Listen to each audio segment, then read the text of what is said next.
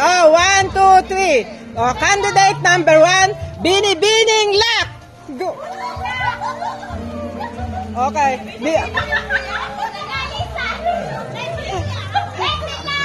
Binibining Luck and RPMS. Yay!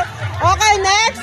Candidate number 2, Binibining BRRM. Okay. Magaling po yan sa ano. Okay, next. Candidate number 3, Binibining Guidance and Financial Aid, the best collector. Okay, next. Candidate number 4, Binibining Treasurer.